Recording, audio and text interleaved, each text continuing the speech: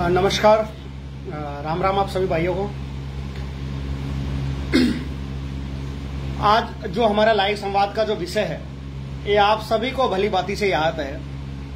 पिछले 1.5 साल से जितने हल्ले हो रखे हैं, जितनी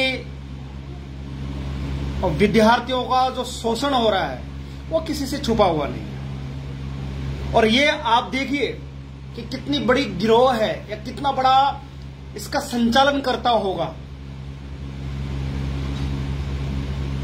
ऐसे गिरोह में खुद विधायक के भाई इन्वॉल्व होते हैं। तो मैं एक चीज समझ सकता हूं कि रीट के मामले में, रीट का जो पेपर आउट होगा उसमें कितना बड़ा एक गिरोह रहा होगा।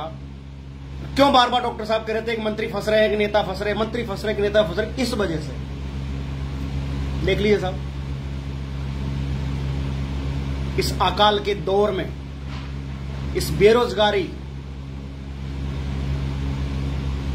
और बढ़ती महंगाई के दौर में, जहां हमारे भाई बहन पढ़ रहे हैं, नमस्कार शेखर भाई, वो तैयारी कर रहे हैं, लेकिन उनका हक ऐसे सत्ताधारी परिवार के लोग, ऐसे सत्ताधारी परिवार के जो हैं परिवारजन, उनका शोषण कर रहे हैं।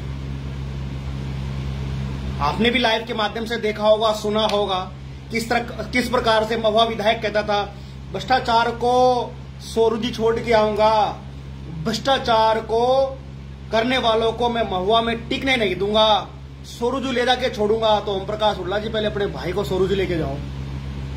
और क्यों लाइव नहीं है? आप तो छोटी छोटी बातों पर लाइव आते थे। क्या यह मुद्दा ऐसा नहीं मिला कि करोड़लाल जी ने मेरे परिवार को फंसा दिया है? लगता है आपके पास एक कहने के लिए शब्द नहीं बचे। भूलिए मत, आज से 2 साल पहले आप पे भी 85 लाख रुपए का ठगी का आरोप लगा था, जिसमें हाईकोर्ट से आप जमान से छूटे थे। भूल रहे हैं? धर्मेंद्र प्रधान,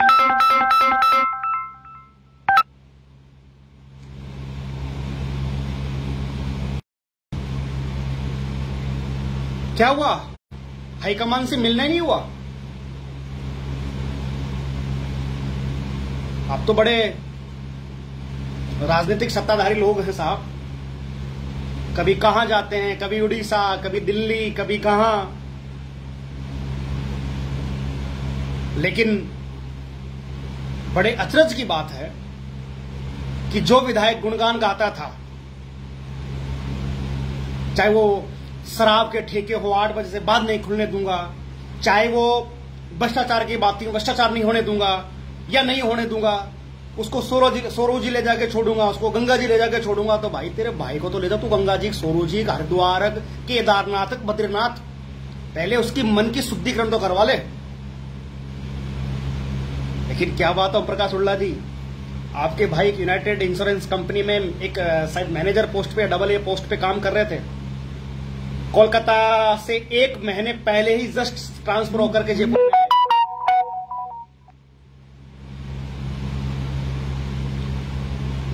1 महीने पहले ट्रांसफर। ये हरिओम जो हुडला है, ये एक निजी कंपनी में, जहां तक मेरा इंफॉर्मेशन है, जो जानकारी है, मैनेजर पोस्ट पे थे। उसके बाद 1 महीने पहले ही जयपुर आए हैं साहब ट्रांसफर होके। अब ये ट्रांसफर कैसे हुआ, ये इसकी बात हो सकता है, समझ रहे हो। लेकिन मैंने सुना है कि व्याकुल है हाईकमान से मिलने के लिए महोदय जी। साहब आपके तो हर चीज के ढोंग थे, चाहे वो महुआ चुनाव ले लो, चाहे वो शराबबंदी को लेकर के आपने जिस तरह से कहा कि हम ऐसा करूंगा, मैं वैसा करूंगा, लेकिन नहीं।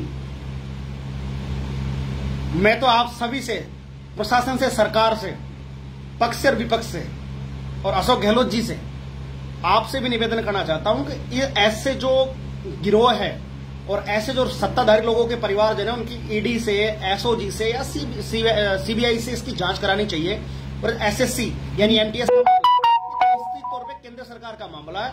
मैं बीजेपी के तमाम सांसद से, बीजेपी के तमाम लोगों से निवेदन करना चाहता हूं, इसको आप सेंट्रल गवर्नमेंट से सीबीआई की जांच के आदेश निकलवाएं, जिससे कि पूरी जो गिरोह का एक पर्दाफाश है, ये पूरी तरीके से खुल करके सबके सामने आ जाए, और जिससे हमारे जो भाई बहन हैं जो तैयारी कर रहे हैं, जो अपने बलबूते पर एग्जाम देते हैं, ऐसे सत्ताधारी लोगों के परिवार वाले उनको डम्मी छात्र बिता करके उनके जो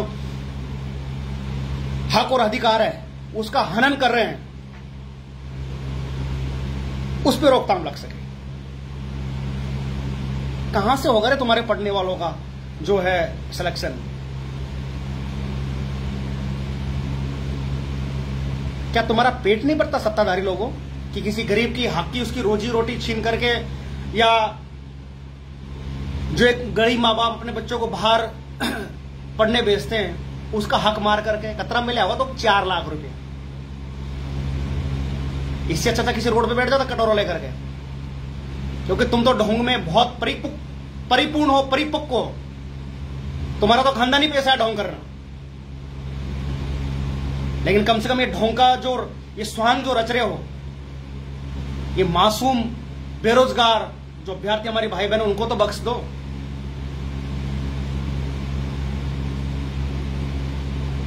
मैं तमाम सरकार के तमाम आप सभी साथियों से निवेदन करना चाहता हूं, ये कोई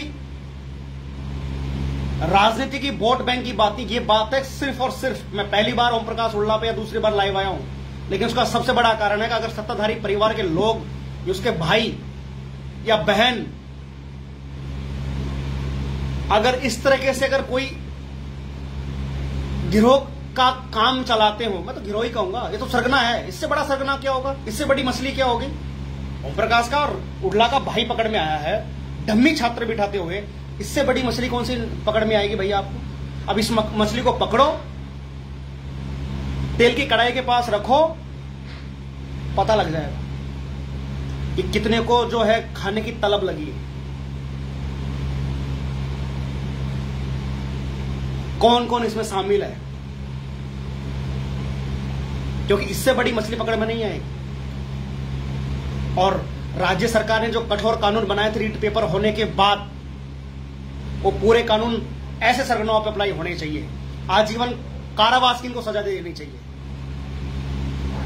मैं तो कहता हूं इनकी प्रॉपर्टी छीन करके सरकार जो है अपने कब्जे में करें, इनकी प्रॉपर्टियों पे अनाथालय खोलें या अस्पताल खोलें या कॉलेज खोलें, वो सरकार निर्णय करे, लेकिन ऐसे लोगों को नकेल कसने के लिए उनकी प्रॉपर्टी ध्वस्त करके सरकार के कब्जे में लेना एक बहुत बड़ा ऐसे गिरोह के संचालकों को एक सबक होगा। तो हम लोगों की अपील यही है, वैसे मुखिया जी जाने मन की बात, मुखिया जी क्या करते हैं, लेकिन मुखिया जी से मैं निवेदन करना चाहूंगा कि इनका भ्रम में मत रहिएगा।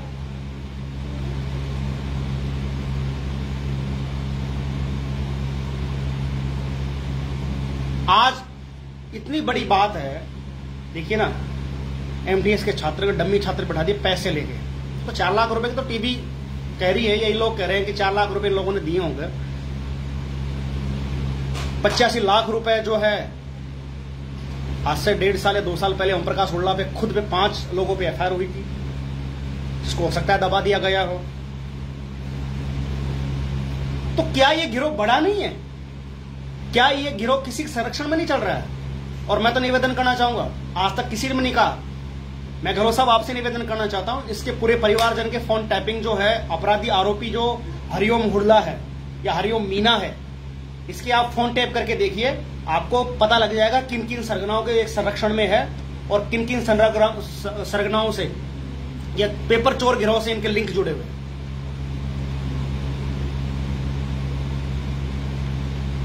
आपको एकदम पूरी क्लैरिटी मिल जाएगी, लेकिन साहब आप जांच के विषय तक तो जाइए। सबको दिखा है करोड़लाल जी विरोध करते हैं, करोड़लाल जी विरोध करते हैं। अरे विरोध क्यों नहीं करेंगे? क्योंकि दुख उसी को होता है जो अपना मानता है, और पूरे प्रदेश और देश के जो विद्यार्थी हैं हृदय है, इसलिए वो डॉक्टर आज कोई भी नेता इस मामले को नहीं उठाता है, सब चुप हो जाते हैं, सब बैठ जाते हैं। क्या मतलब यार, हमको क्या मतलब है? जिसका काम हो जाने, जिसने पैसे दिए वो भुगते। इसमें देने वाला लेने वाला दोनों दोषी है। हम ये नहीं कह रहे कि जिसने दिया है बेचारे का लॉस हो गया, नहीं, ऐसे लोगों पे भी आप कार्रवाई कीजिए। चोर को मारने के साथ साथ चोर की मां को भी मारना आवश्यक होता है, जिससे कि चोर का उत्पन्न होना कम हो जाए या बंद हो जाए।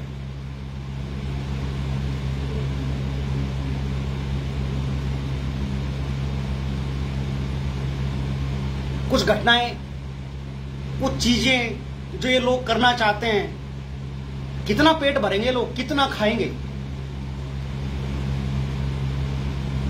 कहां लेके जाएंगे? एक परसेंट भी लोगों ने नहीं सोचा कि हम किसी बहन और किसी भाई का हक मार रहे हैं, डमी बिठा रहे हैं साहब। तुम्हारे बाप की संस्था है ना, या तुम्हारे बाप के जो है एग्जाम सेंटर्स हैं, तुम्हारे बाप की कॉलेज है, तुम्हारे बाप के जो है जो पेपर चेकिंग करने वाले हैं, तुम्हारे बाप के ही जो कारखाने हैं जो पेपर बनाते हैं, इसलिए तो तुम डमी बिठा देते हो।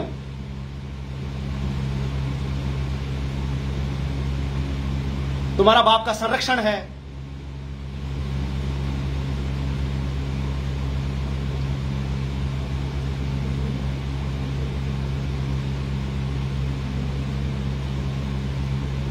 क्योंकि राजनीतिक संरक्षण में इनको किसी चीज का डर तो होता नहीं है, किसी चीज का भय तो होता नहीं है। चच्चा विधायक है, भाई विधायक है, इनको उसको जो डर सताता है ना किसी आदमी को, कानून का डर, वो उनके दिमाग से निकल जाता है। पकड़ में आएंगे, भाई छुड़ा लेगा, बाप छुड़ा लेगा, या बहन छुड़ा लेगी, मौसी छुड़ा लेगी, मौसा छुड़ा लेगा। 36 तो रिश्ते इन लोगों के। किसी गरीब को अगर कोई पुलिस पकड़ ले तो जमानत के लिए माँ बाप के आंखों के आंसू नहीं सूखते हैं कि कैसे छूटेंगे, किन किन के दरवाजे पे जाना पड़ेगा, किस किस के भीख मांगना पड़ेगा। लेकिन साहब इनको डर किस चीज का है? इनका तो चच्चा, भाई, माँ, बाप, बुआ, भतीजे, ये तो विधायक है। किसी भी हाईकमान को फोन करवाएंगे, छोड़ दो रे, अपना ही आदमी है। लेकिन ये गलत है, ऐसी अनदेखी। काश 2 साल पहले ओम प्रकाश हुड्डा पे अगर एक्शन ले लिया होता या उसकी पुख्ता जांच कर ली होती तो शायद इसका परिवार दोबारा इस तरह की हिम्मत नहीं करता।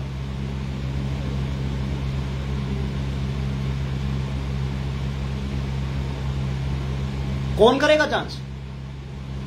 मुखिया जी सरकार बचाने में व्यस्त है।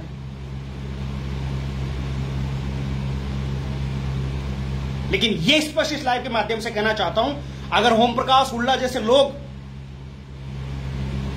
अभी गहलोत साहब से मिलने जाते हैं तो फिर एक जांच का विषय है। फिर यह पता लगता है कि संरक्षण, ऐसे सरगनाओं को संरक्षण कौन दे रहा है।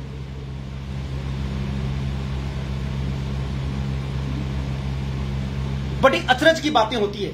मैं तो गहलोत साहब आपसे निवेदन करना चाहता हूं कि जब से बचपन से हम लोग देखते हैं कि राजस्थान का सीएम अशोक गहलोत जी, शुरू से देखते आते थे, बात सुनते आते थे। लेकिन साहब इस जो काल में जितनी भ्रष्टाचार की सीमाएं क्रॉस हुई है, हमने नहीं देखा साहब, हमने तो नहीं देखा साहब। और ऐसे भ्रष्टाचारी जो नेता हैं या विधायक हैं, वो आपको जीत का मंत्र बता रहे हैं साहब। गहलोत साहब देखिए कैसे जीत का मंत्र बनाते हैं। खून चूसा है साहब दुनिया का, खा गए लूट करके जनता को।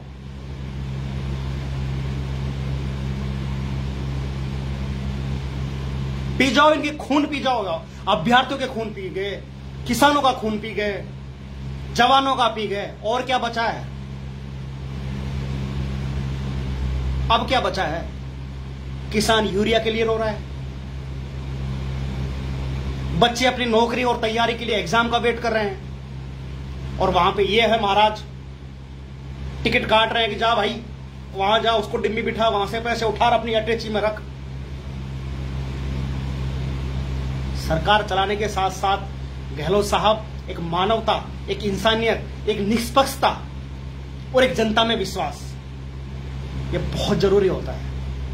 और मैं तो आपके बराबर, बच्चे के पोते के बराबर हूं। आपका अनुभव तो हो सकता है एक अलग ही लेवल का अनुभव है, क्योंकि जीवन में आपने हर चीज को, हर उतार चढ़ाव को देखा होगा। लेकिन साहब आप भी तब सुनने नहीं लगे ना किसी की।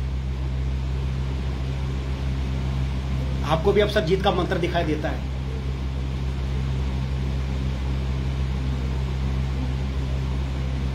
नेता बनना, नेतागिरी करना और जनमानस की, जन सेवा की दृष्टि से राजनीति करना, ये बहुत बड़ा फर्क है सर। इसमें आज की राजनीति सिर्फ मकसद को प्राप्त करने के लिए हो गई है।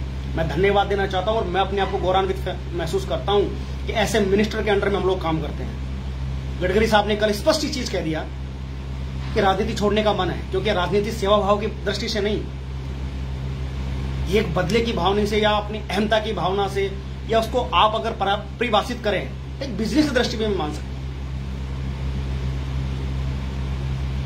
देखिए ना साहब, किसकी हिम्मत है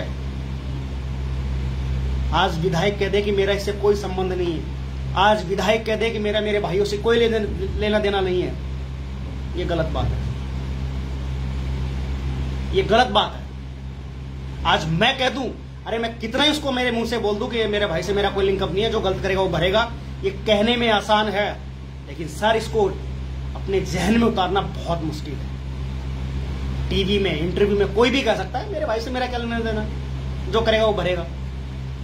ओम प्रकाश उल्ला तो खुद कह रहा था कि मेरे भाई पे अगर इस तरीके से कोई लिप्त आरोप मिलते हैं तो उनको भी स्वरूप जी साथ में लेके जाऊंगा। तो जाओ साहब, गाड़ी तो ओम प्रकाश उल्ला मेरे ले जाना खड़ी है भाई साहब, भाई कसम खड़ी है, पेट्रोल भरा के दे दूंगा, ले जा तेरे भाई को स्वरूप जी। और करा इसका जो स्नान कराना है, हमारे भाई बहनों की जिंदगी तो कम से कम बच जाए।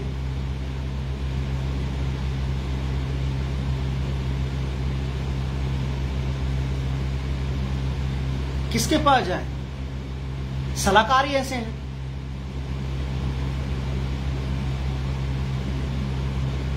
ओम प्रकाश उल्ला जी को लग रहा हो कि मैं तो गुमनाम घूम रहा हूं। घूम रहा तो एक सेक्रेटरी को लेकर, कभी दिल्ली, कभी भुवनेश्वर, कभी उड़ीसा, कभी कहां।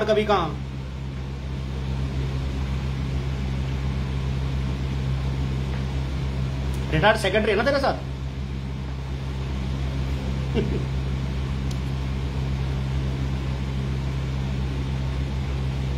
चलो साहब, समय है, वक्त है, अभी भी ऐसे अपराधियों के खिलाफ सख्त से सख्त कार्रवाई करने की आवश्यकता है, जिससे कि ऐसे सरगनाओं के अंदर भय का माहौल उत्पन्न हो और विद्यार्थियों का जो जीवन है या उनके जो लक्ष्य है उसमें रुकावट आने की बजाय हल्की सी एक सहायता प्रदान रूपक जो एक उनकी मंजिल है, वो जिसका रास्ता है वो एक सुगममय हो सके। जो कांटे हैं, जो अवरुद्ध है, इस अवरुद्धों को जल्द से जल्द रोका जाए। ऐसे विधायक हो, चाहे मंत्री हो, चाहे कोई भी हो। मुझे तो पता है साहब, डीपी जारौली जैसे लोगों को आपने वापस बहाल करके ऐसे वापस उसी में लगा दिया है। एसओजी ने आपको दोषी माना, फिर उसको सस्पेंड किया, उसकी जांच हुई, फिर से डीपी जारौली जी को पद दे दिया है। तो साहब विश्वास तो रहा ही कहां है। या तो अभ्यर्थी अपना पढ़ाई करना छोड़ दें तो तुम खुश रहोगे, या तुम्हारे सरगना जो है वो सरगनाई करना छोड़ दे तो खुश रहोगे। किसान का है चारों तरफ से मरना है, चाहे उसको खेती में किसान ऐसा मरना है, चाहे अपने बच्चों की एजुकेशन में मरना है, उसको तो मरना है। शिक्षा के क्षेत्र में एक जबरदस्त बिजनेस का एक उछाल मार रखा है भाई साहब। 50,000, 60,000, 70,000, 1 लाख रुपए तो फीस है बच्चों की, चाहे 4th स्टैंडर्ड का बच्चा हो, चाहे 5th का हो। मार्केट में आग लगी पड़ी शिक्षा के नाम से। आप आके देखिए क्या करेगा किसान, कहां सुरक्षित। हम लोग कोई सुरक्षित नहीं है, सुनना कोई चाहता नहीं है। किसी ने लाइव दे दिया, किसी ने वो चीज। हमको फिल्म देखना अच्छा है, फिल्म के अंदर जो छोटे काल्पनिक चित्र हैं, जो कपड़े हैं, जो कॉमेडी है, वो बड़ा पसंद है। लेकिन कोई आदमी हमको कोई बात बताता, उसको अरे यार इससे ज्यादा ज्ञान तो मेरे अंदर भरा पड़ा है, बहुत आते हैं इसके जैसे ज्ञान जानने वाले। तो हमको वो चीज सुननी नहीं है, विचार उससे किसी को लेना ही नहीं है। बहुत लोगों का थिंकिंग रहे, बहुत आते हैं ऐसे विचार देने वाले, ऐसे ज्ञानी पंडित बहुत पड़े हैं। ठीक है यार, विरोध करो, और ऐसी चीजों को तो खुल करके विरोध करो।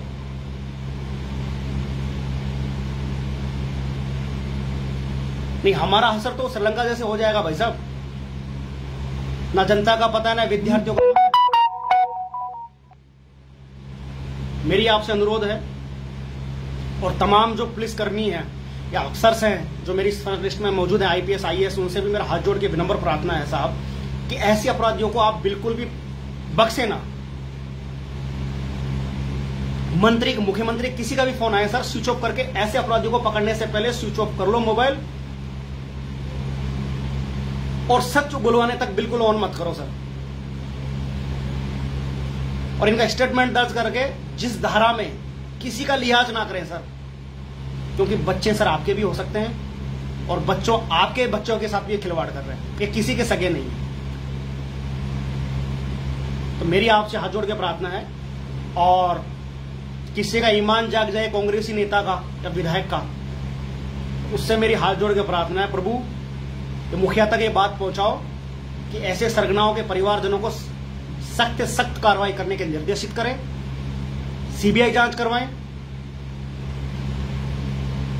जिससे कि पूरा मामला खुल करके सामने आए कि कहां से कितना सरगना राजस्थान के अंदर काम कर रहा है। ये तो हमको भी पता है सर, भली भांति पता है कि कोई भी एग्जाम सुरक्षित नहीं है। आज हर चाय की दुकान पे, नुक्कड़ पे, गली में, मोहल्ले में सब कहते हैं 4 लाख दे, 5 लाख दे, फलानी नोट लगा देंगे, ढिकनी नोट लगा देंगे। हर जगह एक सरगनाओं की गैंग के एक स्टेब्लिश स्तंभ ऐसे गाड़े हैं कि जहां जाओगे वहां दलाल चारों तरफ नजर आएंगे। किसान, माता पिता इस ऐसे मजे स्थिति में कि करे तो करे क्या, बच्चों को पढ़ाएं या पैसे दे, बच्चों को पढ़ाएं पैसे दे। क्योंकि सर विश्वास का जो माहौल था बिल्कुल विलुप्त सा हो गया है, और इसके चलते हमने हमारी बहन बेटियों को पढ़ाना तक छोड़ दिया है। गांव में जितनी फैसिलिटीज हैं 8वीं तक, 10वीं तक, 12वीं तक, उसको पढ़ा करके बच्चों को छोड़ देते हैं, क्योंकि बाहर भेज नहीं सकते साहब, सुरक्षित ही नहीं है कोई। रेपिस्ट रेप करके आएंगे, 2 दिन जेल में रहेंगे, फिर छूट जाएंगे।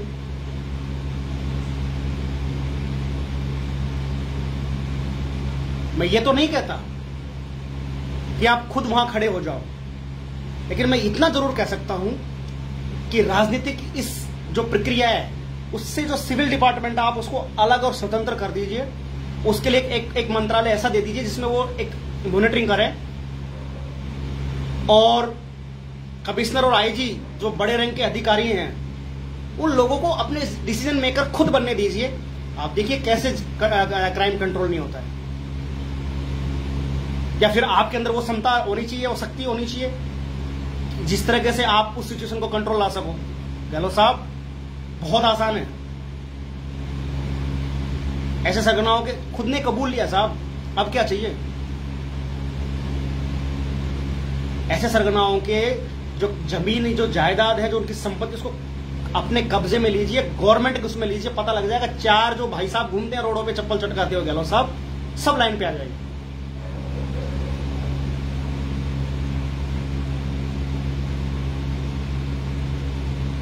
कैसे आएगी भाई शंभू भाई, छात्रवृत्ति के लिए किसको टेंशन है यार, किसको फिक्र है तुम्हारी।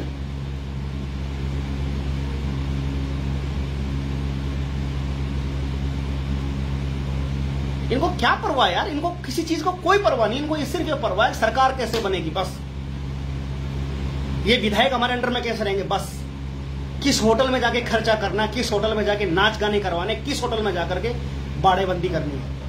इनको क्या मतलब यार इन चीजों से कि किस बहन बेटी की इज्जत टूट रही है, किस किसान ने आत्महत्या कर ली, किस किसान की जमीन कुर्क हो रही है, और किस अभ्यर्थी का शोषण किया जा रहा है, कौन सी एग्जाम की पेपर आउट हो रहे हैं, कोई किसी को मतलब।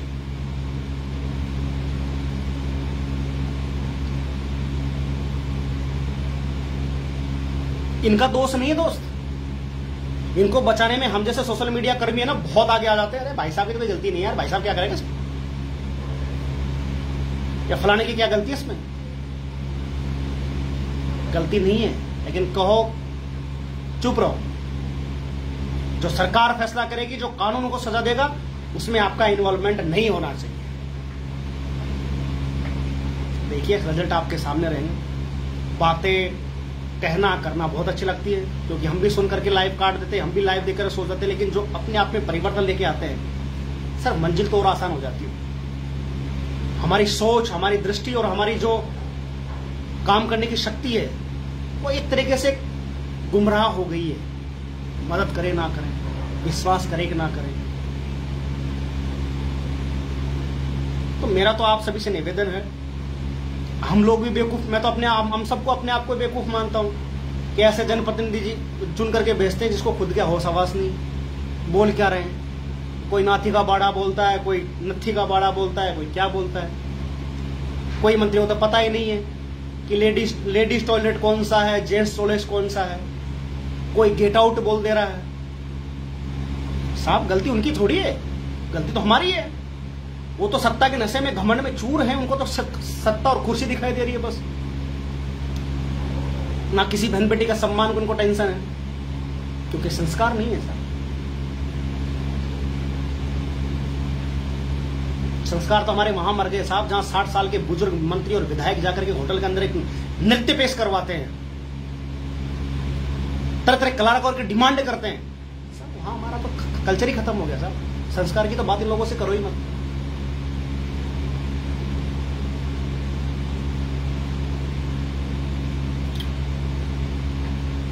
फिर हमें ना सर पीछे जयकार लगाने वाले।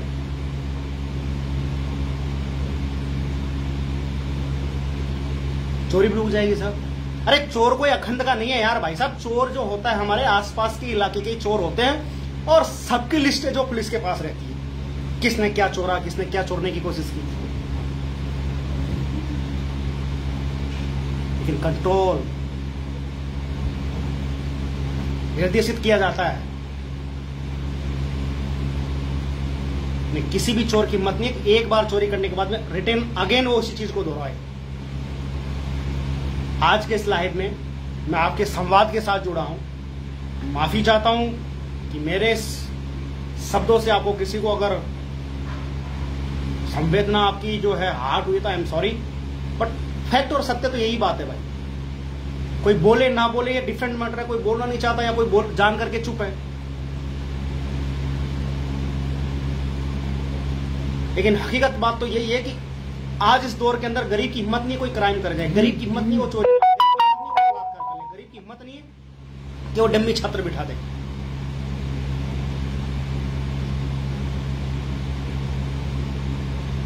और गरीब के घर तो बर्थ एक छोटा सा उसने एक मान लीजिए अगर कोई किया भी है या गलती से हुआ भी है, उसी गर्दन दबोचने के लिए पूरे लोग आ जाएंगे। अचरज में हूं, अचंभित हूं, इतने बड़े इस प्रकरण में नाम मात्र कोई ट्यूट नहीं आया अभी तक कि विधायक का भाई सरगना है। एक बत्तीलाल नाम का लड़का जो रीट पेपर का मास्टरमाइंड है उसको घोषित, और वही डम्मी छात्र बिठाने वाला विधायक का भाई अब तक मास्टरमाइंड क्यों नहीं घोषित हुआ, ये बड़ा जांच का विषय है, ये सोचने वाला विषय है।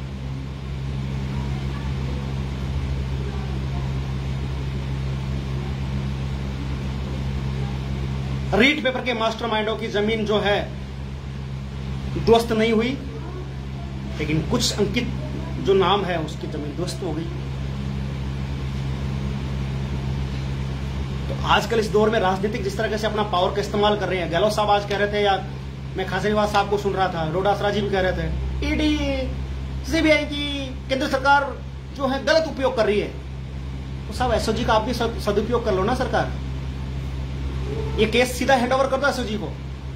आप ईमानदार हैं, ईमानदारी का जो प्रत्यक्ष प्रमाण कहते हैं ना, प्रत्यक्ष प्रमाण की आवश्यकता नहीं, एसओजी को दे दो। और आप खुद, मैं तब आपको पाक साफ मानूंगा सीएम साहब, जब आप इस जो घटना है एमटीएस में चाहे डमी विद्यार्थी बैठा है उसमें कबूला है 4 बार तो पहले ही बैठा चुका है। इस प्रकरण में आप केंद्र सरकार को लेटर लिखें और ये चीज कहें कि इस पूरे प्रकरण की सीबीआई जांच होनी चाहिए। मैं कह सकता हूं गहलोत साहब, कितनी बड़ी मछलियां आपके अंडर में आएगी, कितने के चेहरे बेनकाब होंगे, ये उस सीबीआई की जांच रिपोर्ट से ही पता लग जाएगा। बहुत बहुत आभार आप सभी साथियों का। मैं आपसे फिर से गुजारिश और उम्मीद करता हूं इसी तरीके से आप निरंतर सजग और सतर्क रहें और इन सवाल पूछिए इन विधायकों और मंत्रियों से। इनका परिवारजन अगर इस तरह से हरकत करता है तो इनको जनता के सामने लेके आइए, चुप मत बैठिए, किसी बात को दबाइए मत। और आपसे भी निवेदन करना चाहता हूं कि पैसा देना भी एक जुर्म है, आप किसी को 1 रुपए भी ना दें। इस जमाने में फर्जियों की भरमार है, ढोंगियों की भरमार है। तो मेरा सभी हाथ जोड़ के आपसे करबद्ध निवेदन है कि आप किसी को इस तरीके से जो पैसे हैं देने की कतई जरूरत ना करें। अकाल समय है साहब, महंगाई आसमान छू रही है, कहां से लेके आते हो आप 4-4, 5-5, 10-10 लाख रुपए इन लोगों को, ये फर्जी लोगों को देने के लिए। तुम दूसरे के खुद की जमीन को दूसरे के घर में गिरवी रखो, वहां उसका ब्याज दो, ये तुम्हारे पैसे से अपनी एसी लगा करके बढ़िया फर्स्ट क्लास ढंग से बड़ी बड़ी एलईडी लगा करके रूम में एसी चला के सोएंगे और देखेंगे। क्योंकि पैसा तो तुमने दिया, उनके बाप ने कोई कमाया थोड़ी है, पैसा तो तुमने दिया है, और तुम्हारे पैसे से अय्यासी कर रहे हैं, तुम्हारे पैसे से मजे कर रहे हैं, और तुम आत्महत्या कर रहे हो। कि साहब अकाल पड़ गया या ओले पड़ गए, वो चीज हो गया, हम कहां से चुकाएंगे कहां से साहब? तुमने तो बैंक का लोन केसीसी इसलिए लिया कि तेरे बेटे को नौकरी लगाने के लिए पैसे दे सके। ये अपराध है, ये गलत है, इसको ऐसा कभी भी ऐसा थॉट्स दिमाग में नहीं लाने। और किसी के भैगा में कर चलो आपने दे भी दिए, तो आप देख सकते हैं किस तरीके से जो है एंजॉय हो रहा है। तुम्हारे में से 2% 5% इधर से उधर किसी को करके फिर छूट जाएंगे। अरे तुम्हारे पास अगर इतना ज्यादा पैसा है कि किसी को देने के लिए, तो फिर अपने बच्चों को बिजनेस में डालिए साहब, उसको बिजनेस डेवलप करवाइए कि भाई तू बिजनेस में पैसा लगा, आराम से अपना धंधा खोल, चाहे चाय की दुकान ही खोल। कम से कम वो जो अगले से पैसा लिया जमीन गिरवी रख करके जो वो ब्याज तो बंद रहेगा। लेकिन डोकराओ हमारा भी दिमाग में ये बात को घुस है। हम भी मंत्री और विधायक का चुनाव में आगे की सीट में बैठ रहे, सिगरेट और गोल्ड फ्लैग फिर वोट इसी को देना। मैं कह रहा हूं और यूथ से मैं निवेदन करना चाहता हूं कि आज तक हमने हमारे बड़ों का संस्कार का सम्मान करते आए हैं, लेकिन आने वाले और किसी भी जनप्रतिनिधि को चुनने से पहले हमारे बुजुर्गों को हमको रोकना होगा, क्योंकि वो पुरानी सोच और जो पुराने संस्कार की जो विश्वास की जो बातें, वो तो आज के इस दौर में खत्म ही हो गई है सब। और पटेलों से नहीं मेरा निवेदन है, हर गांव की, मैं किसी पर्टिकुलर किसी भी क्षेत्र की बात नहीं कर रहा हूं, ये हमारे पूर्व राजस्थान के क्षेत्रों की बात कर रहा हूं, जिसमें गांव का 5 पटेल, 1 लंगी धोती, बांदर लगा लील जो पी सिगरेट, चलो बोलोरम भर के इनको ही देंगे वोट, साहब ही जीतेगा। साहब किसी बात की कमी नहीं आने देते, चाहे सिगरेट हो चाहे खाना हो। लेकिन वो कितने खतरनाक साबित होते हैं साहब, ये उस आदमी से पूछिए जिसके साथ अत्याचार हुआ है।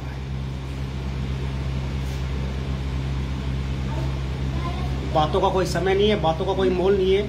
ऐसे सच्चाइयों से आप खुद रूबरू हैं, समझाने की आवश्यकता नहीं है। बस निवेदन मेरा ऐसा है, और यही आपसे मैं विनती करना चाहता हूं, जो आप सब भाई है, सब समझदार है, सब एजुकेटेड है, कोई फर्जी नहीं।